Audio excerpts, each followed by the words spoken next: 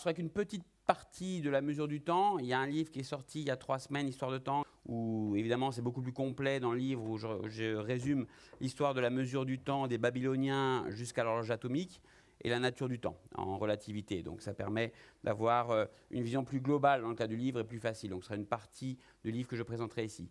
Donc ça se divise en 3 parties. Donc il y a les temps anciens, les temps modernes et les temps physiques. Je vais essayer de suivre à peu près le même schéma chronologique en fait, tout simplement.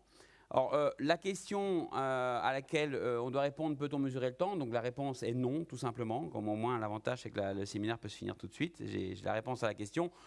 Dès 1895, Poincaré, un des initiateurs de la relativité, dans son article « La mesure du temps », justement, montre qu'il est impossible de mesurer le temps. Tout simplement pour quelle raison? C'est que pour mesurer le temps, il faut un objet, on appelle isochrone en général. Isochrone, ça veut dire même temps, chronos, temps, iso, le même.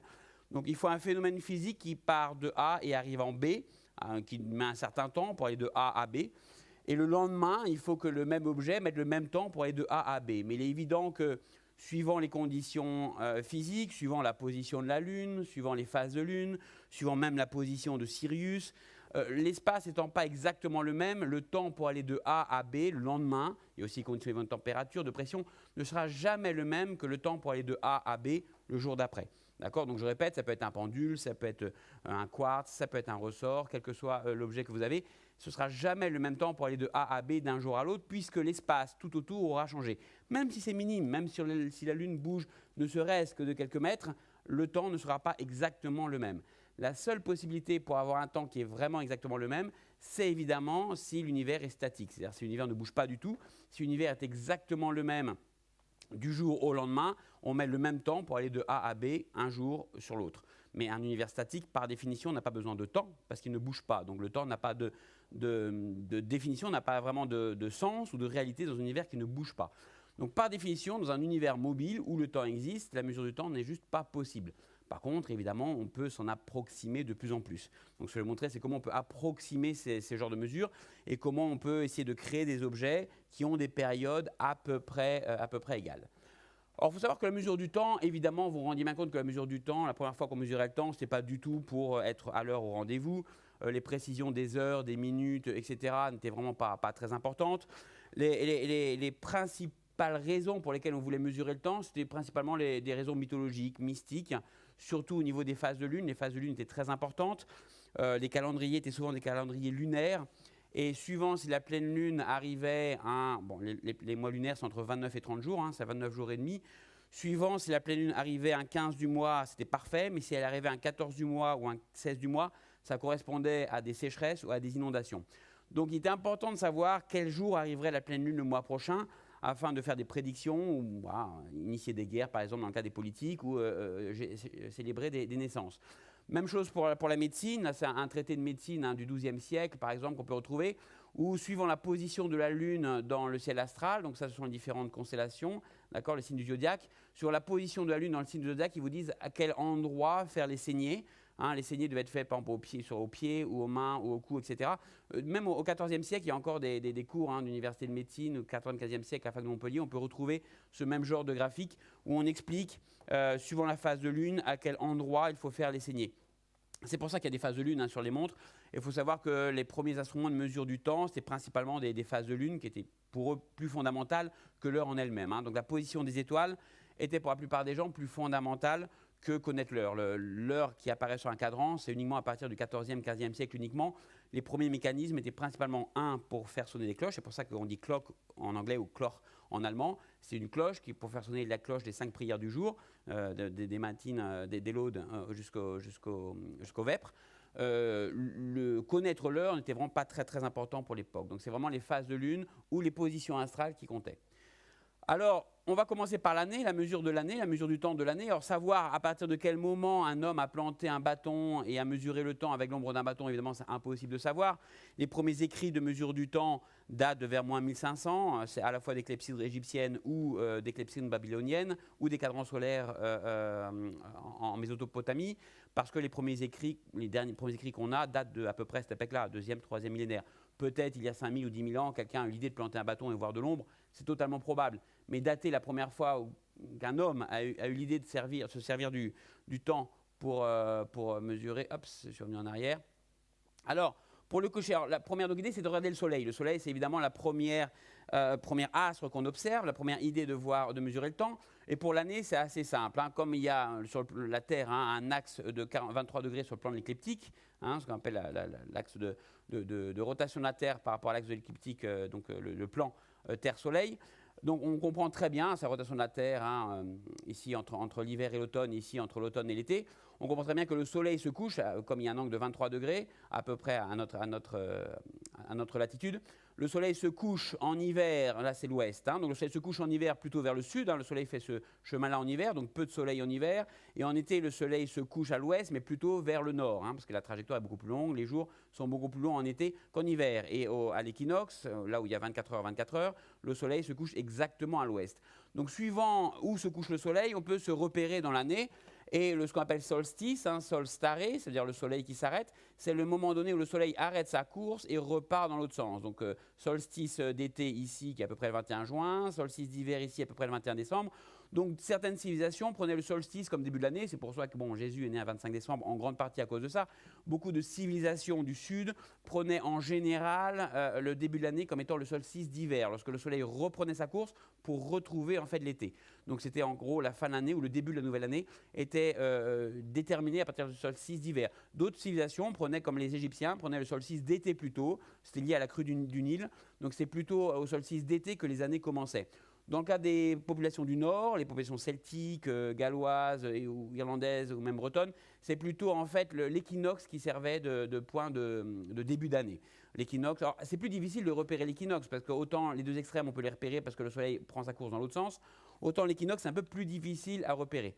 Or, les façons de repérer l'équinoxe, Stonehenge, par exemple, est supposé être un type de cadran solaire en quelque sorte, au début d'année. Il y a ces deux piliers-là ici, sont orientés exactement est-ouest. Ça veut dire qu'une fois dans l'année, ici, c'est les deux piliers qu'on voit l'un derrière l'autre. Donc, lorsqu'on vise ces deux piliers-là, normalement, le soleil arrive exactement au sommet, entre les deux piliers verticaux. C'est ce qu'on appelle pour eux, c'est le début de l'année, c'est lorsqu'exactement le soleil arrivait. Donc, c'est l'équinoxe. L'équinoxe indiquait pour les Celtes en général les débuts d'année. Donc il y a beaucoup de monuments qui sont orientés est-ouest. Donc il y a beaucoup, les pyramides aussi, parfois servaient de repère à cause de ça. Alors, il y a toujours un petit slide, un petit transparent brillant sauté, la petite chose qu'on peut rajouter le soir, parce qu'on se dit parfois qu'on a appris de la conférence, on apprend des choses, mais c'est bien de rajouter des petites choses qui peuvent être utiles dans les conversations, de comptoir, je dirais. Donc le solstice, les gens ne connaissent pas bien, ça veut donc tout simplement sol staré, qui veut dire le soleil qui s'arrête. Donc maintenant vous reconnaîtrez bien les solstices hiver et été. C'est lorsque le soleil s'arrête plus vers le nord ou plus vers le sud. D'accord, c'est lorsqu'il repart dans l'autre sens, d'accord, d'été à l'automne. Alors, pour mesurer l'heure, c'est un défi un peu différent, un peu plus complexe. La première tablette ou la première écrit de mesure de l'heure, même si il y a des écrits du déluge, les écrits acadiens à peu près du 3e millénaire, on a des écrits épiques où on suppose qu'on a des textes qui décrivent une mesure du temps, mais ce n'est pas vraiment précis. Ça décrit qu'il remplit un malactum et qu'il vide le malactum et qu'il en déduit que la pleine lune sera dans 7 jours. Ça, c'est un écrit acadien d'à peu près du 2e millénaire. Mais le vrai écrit où il y a une mesure, je dirais, plus précise, où on se doute que c'est vraiment une mesure du temps qui a été faite, c'est un écrit en fait de la tablette Mulapine, c'est les Babyloniens, où il y a marqué dans cette tablette-là, c'est une tablette, donc elle a été retrouvée, elle date de moins 600, mais c'est des positions astronomiques d'étoiles qui correspondent à peu près à des positions du 3e millénaire. Donc on se doute que c'est une tablette qui a été réécrite. Et ça correspond à peu près à des mesures du 3e millénaire, où il y a marqué durant les 6 mois d'été, ça c'est l'été quoi, les jours étaient payés 4 manets et l'observation de 2 manets, durant de l'année, les payes étaient inversées. C'est ce qui est écrit dans la tablette. Or, comment on peut déduire que c'est une mesure du temps? Tout simplement parce que c'est une méthode pour payer les gardiens des temples de jour et de nuit. Parce qu'à l'époque, et comme jusqu'au XVIe siècle à peu près, XIVe siècle, avant de pouvoir avoir un instrument qui mesure vraiment le temps, on divisait la journée en 12 heures et la nuit en 12 heures. C'est toujours une journée de 24 heures, 12 heures de jour, 12 heures de nuit. Ça veut dire quoi? C'est-à-dire que l'heure n'est pas le même temps. Une heure, c'était à peu près 40-50 minutes en hiver. Et c'était à peu près 1h20, 1h15 en été. Donc c'est toujours 12 heures de jour, 12 heures de nuit, mais c'est la taille de l'heure qui changeait parce qu'on n'avait tout simplement pas de méthode pour mesurer constamment une heure. Donc évidemment, en hiver, on se rend bien compte, le 21 décembre, les gardiens de jour travaillaient effectivement 8 heures, qu'ils étaient payés 12 heures, alors que les gardiens de nuit travaillaient 14 heures, alors qu'en fait, ils étaient payés que 12 heures. Donc ça, c'est une méthode pour payer, en fait, le manet, c'est des sceaux, en fait, et c'est une unité de paye. C'est un moyen de définir comment les gardiens devaient être payés la nuit et le jour, parce que les gardiens de nuit en hiver se plaignaient de travailler plus que les gardiens de jour, alors qu'ils travaillaient officiellement que 12 heures. Donc, les manets, c'est très simple. Le principe est très simple, c'est qu'il y avait une clepsydre, ce qu'on appelle le clepsydre. Si on fait en solstice d'été, on remplissait la clepsydre à peu près de 2 mètres, et 2 seaux, ça correspondait en fait, on va dire, entre guillemets, à 1 heure. Alors qu'en solstice d'hiver, il fallait en fait remplir 4 seaux pour avoir la même heure, parce que l'heure était plus longue en hiver qu'en été, durant la nuit. En fait, si on fait le rapport du temps pour écouler 2 mètres et remplir 2 seaux, donc on a un bidon de 2 mètres, et pour remplir 4 seaux quand on a un bidon de 4 mètres, le rapport du temps entre là et là, c'est racine de 2. Bon, je vous laisse faire le calcul pour les physiciens, c'est parce qu'il y a un V carré qui traîne, donc c'est pas 2, mais c'est racine de 2.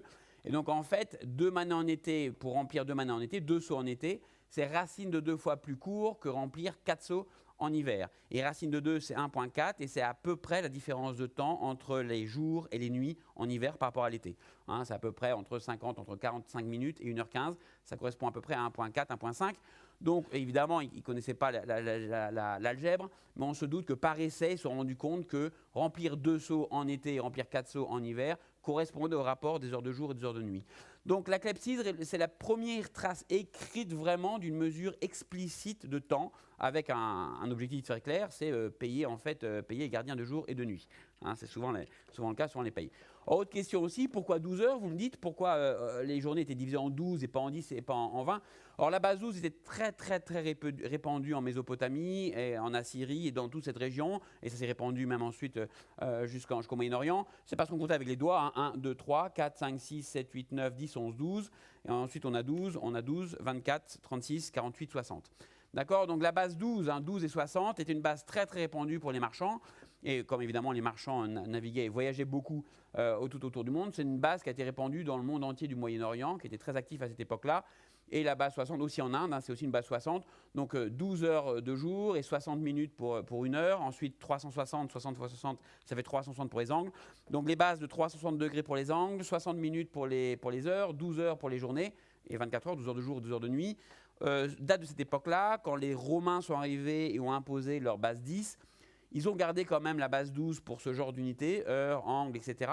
Principalement parce que 12 est plus pratique, parce que 12 peut être divisible par 2, par 3, par 4, par 6, alors que 10 ne peut être divisible que par 5 et par 2. Donc 12 est un chiffre assez facile à représenter, à compter. Avec les doigts, on peut avoir beaucoup plus de chiffres avec la base 12.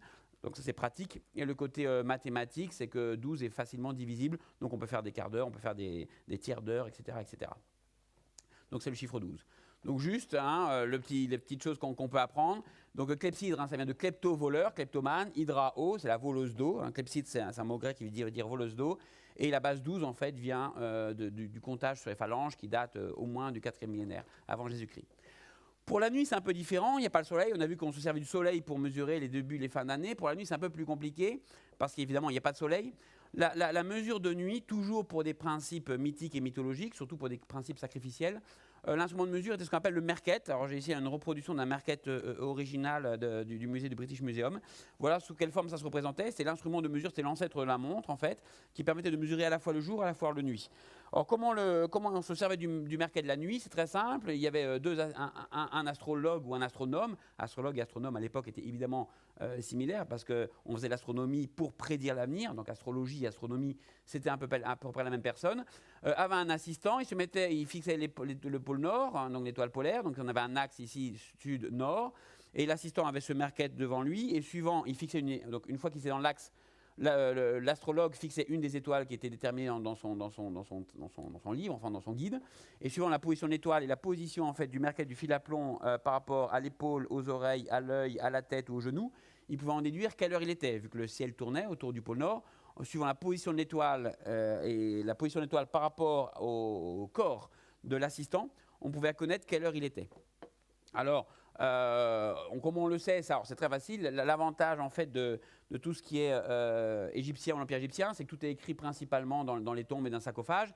Ici, en fait, on a la représentation. Vous avez vu, c'est la tombe de Ramsès IX. On a ici la représentation. Alors évidemment, comme le ciel nocturne change au cours de l'année, il y en avait en fait tous les 2 semaines. Donc il y en avait à peu près 2 par mois, ce qui fait à peu près donc 24 comme il y a 12 mois, il y avait à peu près 24 représentations comme ça dans la tombe. Et donc tous les 2 semaines, on changeait de représentation. Là, il y avait 12 heures qui représentent en fait 12 descriptions d'étoiles. Ça, c'est des descriptions des étoiles. Et suivant la position en fait de cette étoile par rapport à l'assistant, on savait quelle heure il était.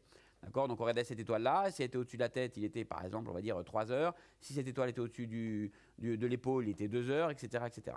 Donc c'est un des premiers instruments de mesure du temps nocturne, mais l'avantage aussi, c'est que par exemple, si on fixe ici la grande ourse, l'étoile de coin de la grande ourse à minuit, la personne se met ici en fixant à minuit, on voit bien que comme le ciel tourne autour de l'étoile polaire, à 1h du matin, la grande ourse aura tourné et sera un peu plus haut, et de minuit, on sera passé à 1h, juste en suivant la course de l'étoile par rapport au corps de l'observateur. Alors l'avantage du Mercator, c'est que c'était aussi un instrument de mesure de jour, parce qu'en fait, on se servait du petit coin ici carré qu'ils avaient, et l'ombre qui était projetée, donc on le pointait vers l'est le matin, comme ça l'ombre du soleil ici se déplaçait sur le Mercator, et on pouvait savoir de 5h du matin à midi, et lorsque l'après-midi arrivait, on le pointait vers l'ouest pour avoir les 6h du soir. Donc on avait les 6h du matin et les 6h du soir, toujours divisé en 12. Grâce au Mercator, on pouvait aussi mesurer en fait l'heure en diurne. Donc le Mercator servait à la fois de mesure de temps de montre de jour et de nuit. Donc on va dire que c'est la première montre portable en quelque sorte. C'est encore utilisé dans certaines tribus africaines, c'est un instrument assez classique. Et donc le plomb est fondamental aussi pour ça. Le plomb servait dans le cas d'instrument de jour, effectivement, pour être sûr que l'objet doit être bien horizontal. D'accord, c'est à ça que servait le plomb. Donc il servait à la fois de ligne de visée pour la nuit et de s'assurer qu'il était bien horizontal le jour pour s'assurer que l'ombre du soleil pointait bien sur dans la bonne direction. Alors, une fois qu'on a mesuré l'heure, qui était assez important pour les sacrifices, les clepsydres se sont développés beaucoup plus précisément. Là, c'est la machine de Cesbios. Alors, Cesbios, c'est un contemporain d'Archimède.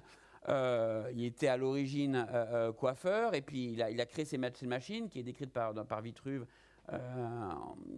quelques années avant Jésus-Christ, où vous voyez la clepsydre devient, c'est plus des seaux qu'on ramasse, elle est beaucoup plus précise. Le principe, c'est le même principe, l'eau qui s'écoule, on remplit un récipient, le petit bouchon qui monte, et le petit personnage ici va dire l'heure, entre 1 et 12, va dire l'heure de la journée.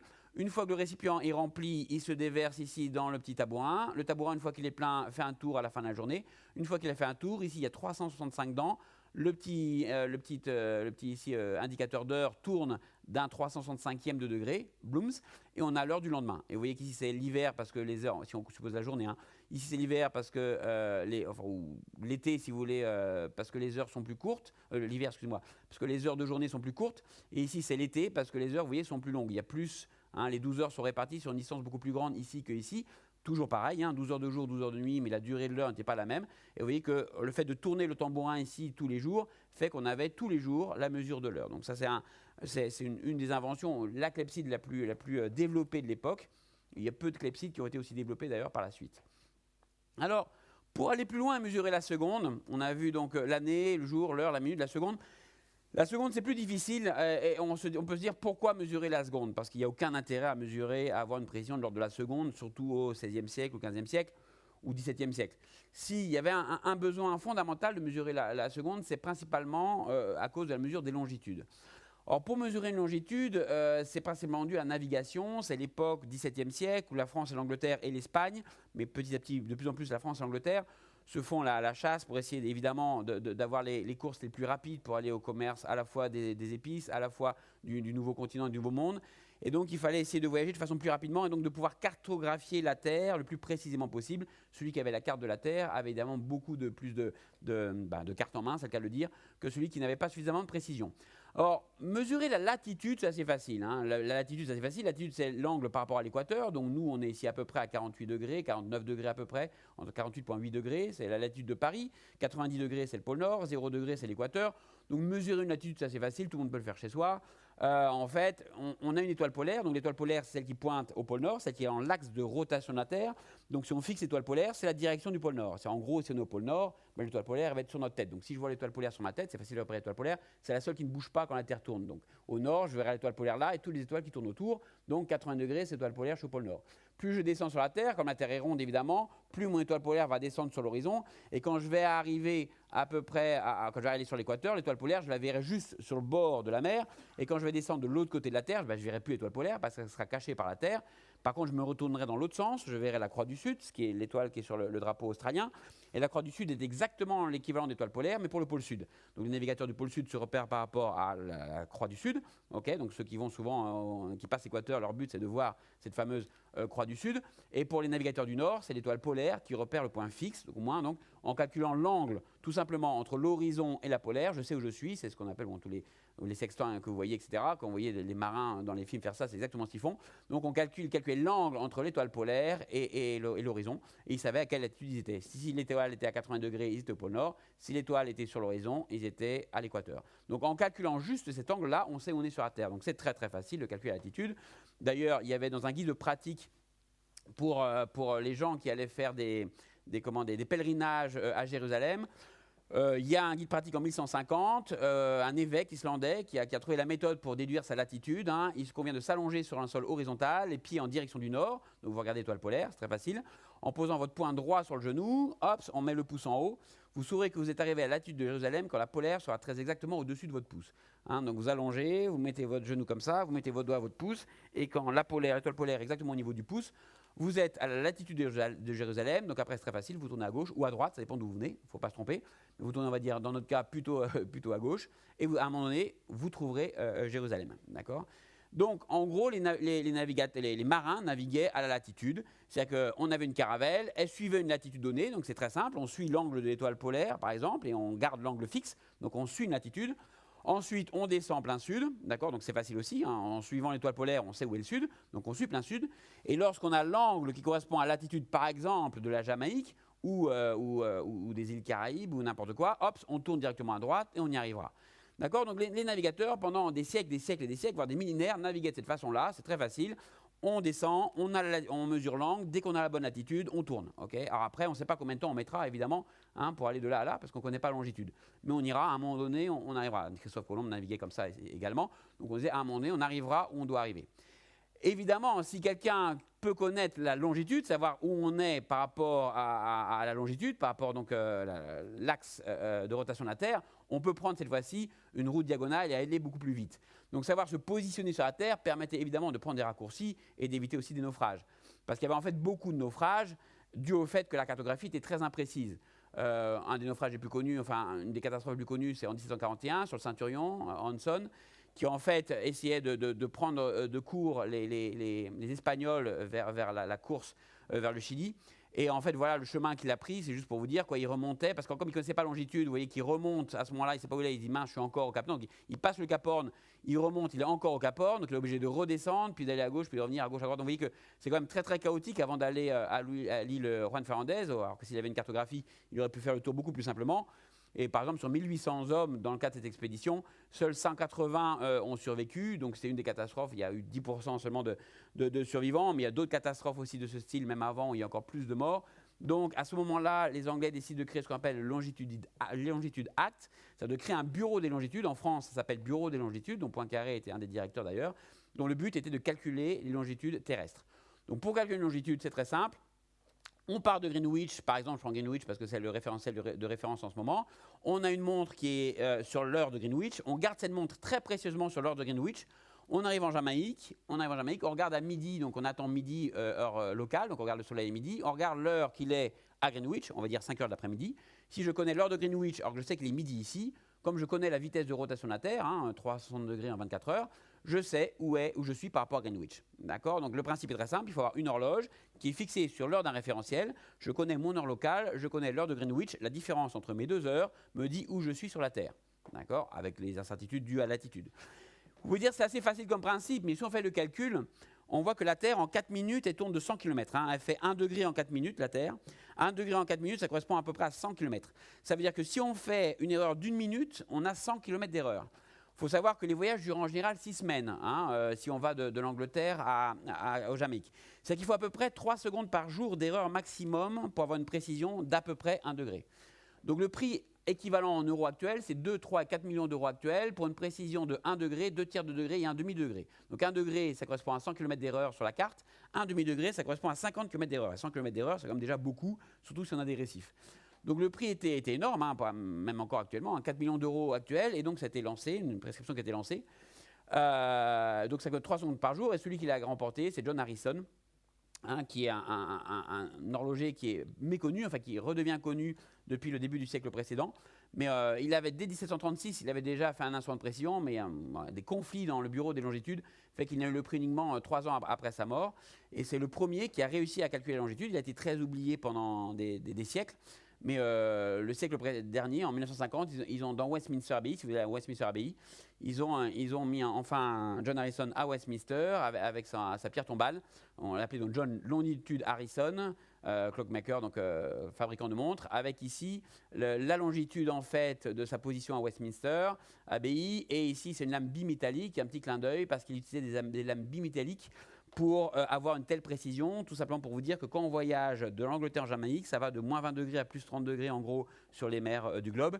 Et il y a souvent des effets de dilatation, d'expansion et de contraction des métaux qui fait qu'une des façons d'éviter ce genre de problème, c'est d'avoir des lames bimétalliques qui compensent les dilatations et les contractions des métaux. Voilà pourquoi c'est une lame bimétallique ici. Donc juste voilà, petit pour ce soir, mesurons la latitude ce soir, hein, donc 48,8 degrés dans notre hémisphère, donc vous pouvez essayer de le faire juste en vous allongeant et en pointant votre pouce. Alors quant au temps moderne et sur la nature du temps, donc je vais aller un peu plus vite parce qu'il me reste peu de temps, mais je tiens quand même à préciser un peu que la mesure du temps dépend à la précision qu'on atteint. On était à la seconde, maintenant on est aux nanosecondes. On a vu un talk sur l'horloge atomique hier concernant la mesure du temps à l'horloge atomique, qui est de l'ordre maintenant de même une précision 10-16, ce qui correspond à peu près 10-11 secondes par jour. Donc c'est pas une seconde par jour, 10-11 secondes par jour. Qu'on arrive à ce genre de précisions qui sont nécessaires pour les GPS, etc., etc., on est obligé de tenir compte d'une autre physique, qui n'est pas la physique classique de Newton, mais la physique qu'on appelle la relativité. Or, deux effets relativistes que je vais vous montrer. Celui-là, on en a parlé hier, donc je ne reviens pas dans les détails, c'est que le temps passe plus lentement quand on est en mouvement que quand on est en repos. Un observateur sur le quai va avoir un temps passé plus vite que l'observateur qui, lui, reste dans le train. D'accord ? Une horloge dans un train court plus lentement qu'une horloge sur le quai. C'est des effets physiques, hein, c'est pas de l'illusion ou un artefact. Hein. Donc le fameux paradoxe des jumeaux, si on a deux jumeaux, l'un qui prend un vaisseau spatial et qui revient après un certain temps, il sera aussi jeune qu'il n'était presque quand il est parti, s'il va à la vitesse de la lumière, alors que l'autre jumeau aura vieilli. Donc le temps ne passe pas de la même façon lorsqu'on voyage ou lorsqu'on est au repos. Or, ça a été prouvé, hein, il y a une expérience de Haffel et Keating en 1971 où ils ont pris deux avions, l'un allant vers l'ouest, l'autre allant vers l'est. Et vous voyez la différence de temps, et une horloge qui restait sur Terre, c'est la différence de temps par rapport à l'horloge qui restait sur Terre. Donc il y avait 184 secondes de retard pour celle qui était partie vers l'ouest, 96 secondes d'avance pour celle qui était partie, nanosecondes d'avance pour celle qui était partie vers l'est, donc qui correspondent exactement en fait aux transformations d'Einstein. Donc effectivement, le temps dépend bien du mouvement. Okay, c'est très peu, des nanosecondes, mais c'est quand même très important dans le cas des GPS parce que c'est la précision nécessaire. Hein. 30 cm, une nanoseconde, ça correspond à peu près à 30 cm d'erreur sur un GPS. Donc c'est important d'avoir des précisions de l'ordre du centimètre. Einstein ne s'est pas arrêté là, il a ensuite inclus la gravité, inclus l'accélération, et il s'est dit cet espace-temps, je parlerai souvent d'espace-temps, on va dire l'espace, n'est pas en fait quelque chose de fixe, mais c'est quelque chose d'élastique. Donc le principe d'Einstein, c'est que en fait, la gravité n'est pas due principalement à une attraction entre deux corps, mais due au fait qu'un corps massif déforme l'espace-temps. Donc si jamais la Terre tourne autour du Soleil, ou si jamais la Lune tourne autour de la Terre, ce n'est pas parce que le Soleil attire la Terre ou la Terre attire la Lune, mais c'est parce que la Lune et la Terre, en fait, suivent ce qu'on appelle les géodésiques, elles vont juste tout simplement tout droit. D'accord ? Donc la Terre et le Soleil vont tout droit, mais comme l'espace est déformé, le tout droit, entre guillemets, fait une trajectoire courbe. Alors, pour avoir une illustration de ça, un exemple très simple, si on prend les fourmis et une citrouille, j'ai une citrouille et deux fourmis, si on suppose que nous sommes les fourmis et que c'est l'espace ici qui est courbé par une certaine masse, les fourmis sont très petites et les rainures ici peuvent paraître pour elles comme des lignes droites, comme nous, la Terre peut paraître plate à notre échelle alors qu'elle est arrondie. Donc les fourmis ont l'impression d'aller tout droit sur les lignes ici que vous voyez, les courbures, hein, les fentes la citrouille. Les fourmis ont l'impression d'aller tout droit parce qu'elles suivent en fait pour elles une ligne droite parce que l'espace est courbé, mais très peu. En fait, on se rend bien compte que quand les fourmis vont monter, instinctivement, lorsqu'elles montent et elles suivent leur même droite, elles ont l'impression d'être tout droit, en fait, elles vont se voir l'une à l'autre se rapprocher. Hein, si elles montent de plus en plus, elles vont se voir de plus en plus se rapprocher alors qu'elles ont l'impression d'aller tout droit. Donc elles se regardent en train de se rapprocher alors qu'elles ont tout droit. Et à la source de gravité, on va dire que la source de gravité, c'est ce point où elles se rencontrent, elles vont se rencontrer. Donc les deux fourmis vont petit à petit se rapprocher l'une l'autre en ayant l'impression d'aller tout droit. Ça veut dire quoi? Ça veut dire que si elles ne savent pas que l'espace est courbe, comment elles vont interpréter ça? Elles vont interpréter naturellement le fait qu'elles s'attirent l'une à l'autre, ce qu'a fait Newton. Newton a exactement fait ça. Newton a juste supposé que parce qu'on s'attirait l'un par rapport à l'autre, il existait une force entre nous deux qui faisait que les fourmis s'attiraient l'une à l'autre parce qu'elles allaient tout droit, mais se rapprochaient l'une par rapport à l'autre. Et ça, c'est ce qu'on appelle la théorie de Newton. Einstein a dit non, il n'y a pas de force, la force n'est qu'une illusion, on a l'impression que les fourmis s'attirent, mais elles ne s'attirent pas du tout, elles suivent juste une ligne droite qui, elle, est courbée par l'espace-temps. D'accord? Alors évidemment, comme je vous ai dit tout à l'heure, que le temps était lié à l'espace en relativité restreinte, vous avez vu que si on bougeait, le temps changeait, et bien naturellement, si je lis le temps à l'espace, et si je déforme l'espace, et ben je déforme aussi le temps. Donc c'est une conséquence tout à fait naturelle. C'est-à-dire que le temps ne passe pas de la même façon quand on est en plaine, à Genève par exemple, par rapport aux montagnes alpines. En plaine de Genève, le temps va passer plus lentement qu'au sommet où il n'y a pas de gravité. Plus il y a de gravité, plus le temps va tourner plus lentement. D'accord? Donc juste parce qu'il y a une déformation de l'espace et une déformation de l'espace-temps. C'est une des scènes du film Interstellar se sert de ce principe. Ils sont sur la planète, j'oublie le nom de la planète d'ailleurs, je la connaissais, j'ai oublié. Et ils restent en fait 4 heures sur la planète. Et en fait, les 4 heures où ils sont restés sur la planète, lorsqu'ils reviennent, où ils sont récupérés par un vaisseau qui était en orbite autour de la planète, il s'est passé 23 ans pour la personne qui était restée en orbite parce qu'eux, ils ne sont passés que 4 ans. Donc ça, c'est pas la science-fiction, c'est vraiment de la science, c'est mesuré et mesurable. La même expérience évidemment qui a été faite, il y avait aussi l'influence de la gravité, donc on a vu la relativité restreinte. Là, l'influence de la gravité est très simple. Comme les avions volent à peu près à 10 000 km par rapport aux horloges qui étaient sur Terre, vous avez vu, il y a aussi une avance en fait, des deux horloges qui ont été en l'air, en fait, à peu près du même ordre de grandeur, dû au fait qu'elles étaient beaucoup plus loin de la source de gravité que les horloges qui étaient restées sur Terre. Donc on voit ici clairement l'influence de la relativité restreinte et de la relativité générale. Ce n'est pas du tout de la science-fiction, c'est mesuré, c'est mesurable et c'est surtout très important pour les calculs de GPS parce que si on ne tient pas compte de ça, évidemment, les calculs sont totalement faux, les positions sont totalement fausses. Or, dans un trou noir, c'est un cas extrême. Trou noir, c'est une déformation d'espace-temps, donc où le temps s'arrête exactement. Donc le temps tourne de plus en plus lentement quand je me rapproche du trou noir, parce que c'est une source intense de gravité. Il s'arrête totalement quand je me retrouve dans le trou noir. Donc voilà, donc ça, c'est bientôt la conclusion. Donc juste petite chose, donc on peut se rappeler. Donc le temps passe plus lentement dans la cave que dans le grenier. Donc en clair, si vous voulez vraiment rajeunir, bon, c'est pas beaucoup, il n'y a pas beaucoup de différence entre deux, mais si vous courez très très vite dans votre cave, toute votre vie, bon, on fait le calcul, vous gagnerez l'ordre de microsecondes sur une durée de vie. C'est pas beaucoup de microsecondes, mais bon, quand même, c'est pas énorme sur 100 ans. Mais il faut que vous courez très très très très vite. Mais bon, avec nos corps, c'est pas énorme. Mais bon, toujours est-il que voilà, tout ça, c'est surtout pour vous dire que ce sont des effets réels, et pas des effets. Souvent, on entend dire c'est artificiel, c'est une illusion, etc. Non, ce sont vraiment des effets réels. Donc voilà, un petit résumé pour ce soir en conversion de ce qu'on a retenu. Donc le solstice, c'est le soleil qui s'arrête, 12 mois à cause des phalanges. Chacun peut mesurer sa latitude ce soir si le ciel n'est pas trop couvert. Le temps passe plus lentement quand je voyage et quand je suis dans ma cave plutôt que dans mon grenier. Voilà, je pense que c'est assez clair. Juste, je vous rappelle, donc c'est qu'une petite partie de ce que j'explique parce qu'évidemment l'histoire de la mesure du temps est beaucoup plus complexe. Il y a les montres à quartz, etc., etc. Il y a tout ce qui est aussi les temps babyloniens. Qui sont en plus très bien illustrés chez Ellipse. Et donc je finirai avec la conclusion d'Albert Einstein, qui disait la distinction entre passé, présent et futur finalement ne garde que la valeur d'une illusion, aussi tenace soit-elle. Merci bien. Qu'est-ce que vous pensez de la possibilité pratique de faire des voyages dans le temps, dans le passé particulièrement? Oui, donc pratiquement non. C'est pas possible parce que c'est possible évidemment, physiquement, théoriquement il n'y a aucun problème, mais en général on passe par ce qu'on appelle les trous de verre et après quand on fait des calculs par rapport à notre être humain, nous il faudrait vraiment des conditions extrêmes. C'est techniquement impossible. Ouais, techniquement non, je crois pas que ce soit possible, en tout cas pas dans un avenir proche. Ouais, moi je pense même lointain, mais bon, en tout cas l'important c'est que théoriquement ça existe. On se rappelle les trous de verre, c'est l'autre côté du trou noir, je pense que vous avez déjà entendu parler de ça, parce que Interstellar il passe par un trou de verre en fait. Donc un trou de verre permet de raccourcir en fait le chemin qu'on prend et donc de se retrouver alors que les autres ont fait un voyage beaucoup plus long. Donc on peut dans ce cas-là le faire, c'est vrai.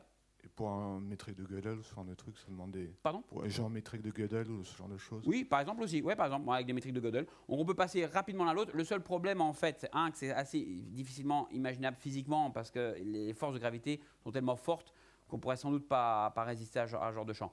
Par contre, la chose que je peux dire, oui, ça n'a pas été découvert, un trou de verre, mais pour l'instant, tout ce que Einstein a prédit dans sa théorie, que ce soit le trou noir, c'est aussi une prédiction d'Einstein, tout ce qui a été prédit par Einstein, même la constante cosmologique, s'est révélé vrai.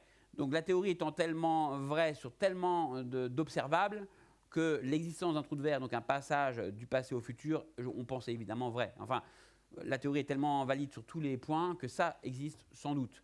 Maintenant, l'observer, y aller et le passer, on ne verra pas ça. Je pense que l'humanité ne sera plus là quand on y arrivera. Enfin, je ne suis pas pessimiste, mais bon. Dis-moi. Mais c'est possible, c'est important que c'est possible, parce que les gens, parfois que c'est la science-fiction, c'est possible, d'accord, mais pratiquement non. La grandeur du temps, c'est la seule que je connais, qui est la base 12, mais jusqu'à la seconde, parce qu'elle est décimale, après la seconde, pour les petites unités. Quelle est l'explication c'est ça, c'est qu'en fait, la base 12, c'était les Romains, les Égyptiens. La seconde n'est arrivée qu'au XVIe siècle, XVIIe siècle, lorsqu'on a mesuré les longitudes. Et là, la base 10 avait pris le dessus. Donc en fait, à la fin, on s'est dit, on va faire en base 10, parce qu'en base 12, après, c'est compliqué la base 12. Donc déjà, 12, 360, ça va, mais dès qu'on va aux secondes, si on fait en base 12, ça va devenir très compliqué. Donc on s'est mis à base 10. Mais à l'inverse, la Révolution française était tout repassé en base 10. Hein, pour ceux qui sont curieux, on peut voir des horloges de 10 heures, des jours de 10 heures, des mois de 3 fois 10 jours. Donc c'est la base 10 qui était, la Révolution française a imposé la base 10. Et on s'est rendu compte que c'est trop compliqué de tout remettre en base 10. Donc finalement, ce compromis entre base 12 et base 10 facilite les choses. Mais c'est vrai que c'est parce que la pression est apparue bien après ce temps babylonien. La minute, en gros, c'était ce qui était nécessaire à cette époque-là. Maintenant, effectivement, on est obligé de passer en base 10. En fait, on ne mesure jamais exactement, on ne mesure jamais vraiment le temps. On mesure des positions dans le ciel, on mesure des déplacements, on mesure des mouvements. Mais le temps lui-même, comment est-ce qu'on le mesure? On ne peut pas le mesurer vraiment. Après, oui, c'est une définition philosophique du temps. Je vais dire que là, c'est une définition physique du temps. Il y a plein de définitions du temps. Le temps, on peut dire que c'est le t qui est dans les équations physiques. Est-ce que c'est le temps vraiment? Non, c'est une variable dynamique. Ce que j'appellerais le temps, moi, personnellement, c'est la dynamique d'un système. C'est ce qui fait qu'on a une photo présente, on a une photo suivante, et c'est l'espace entre les deux photos que je vais définir comme étant le temps. Qu'on appelle ça seconde, l'unité n'est pas importante, mais le temps d'espace, d'accord? C'est Leibniz qui définissait le temps comme la superposition de deux positions spatiales incohérentes ou qui ne sont pas cohérentes l'une avec l'autre. C'est-à-dire que si on a l'arbre avec une feuille avec une position, l'arbre avec une feuille avec une autre position, le fait que ces deux photos ne soient pas possibles de vivre ensemble, parce qu'on ne peut pas avoir à la fois. Il prenait l'exemple de la quille et d'une boule de bowling.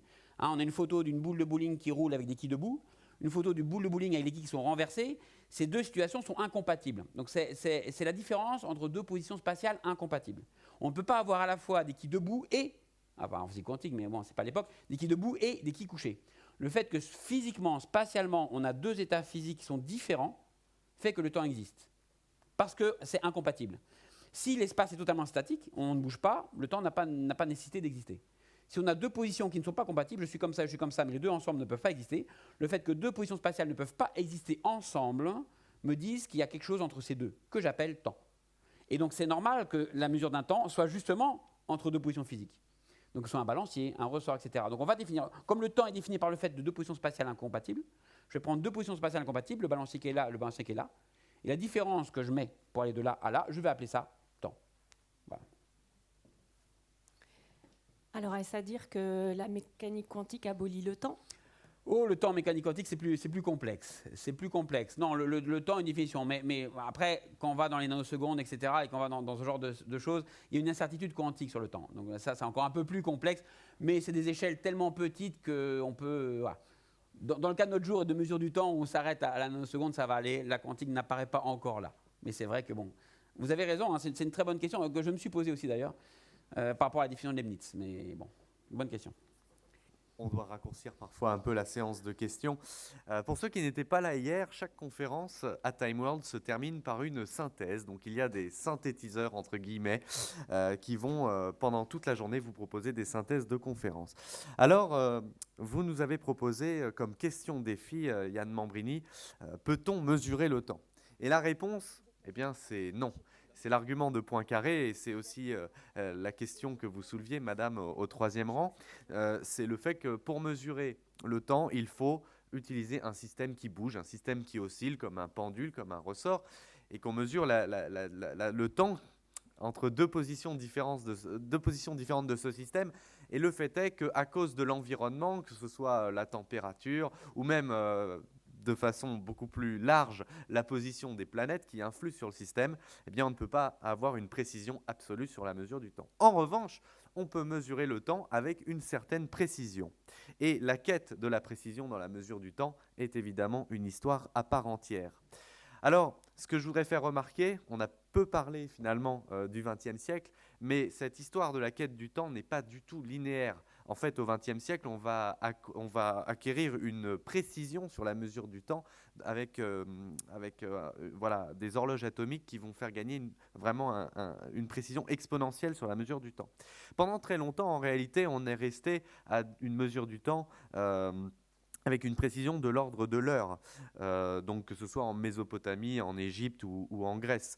Et souvent, cette mesure du temps était liée à la mythologie ou aussi aux décisions politiques.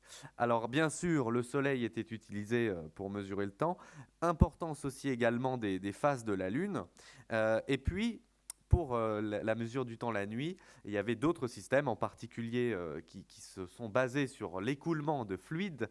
Donc je pense bien sûr aux clepsydres, avec parfois des clepsydres très sophistiqués, comme celle de Stéthybios que vous nous avez présenté, donc qui date de moins 270. Notons d'ailleurs que la base 12, que nous utilisons toujours, date d'il y a très longtemps, 4000 ans avant Jésus-Christ, et que malgré l'apparition fugitive, comme monsieur le faisait remarquer, de la base 10, c'est quand même la base 12 donc, qui s'est imposée. Alors, finalement, il a fallu attendre au moins le XVIIe siècle pour gagner en précision, d'abord avec Galilée. On est passé de l'heure à la minute avec le pendule de Galilée, et puis on est passé de la minute à la seconde avec l'amélioration de ce pendule par Christian Huygens, et puis au siècle suivant, donc XVIIIe siècle, s'est posé le problème du calcul des longitudes avec un lien fort avec l'économie et la rivalité notamment entre la France et l'Angleterre pour dominer les mers.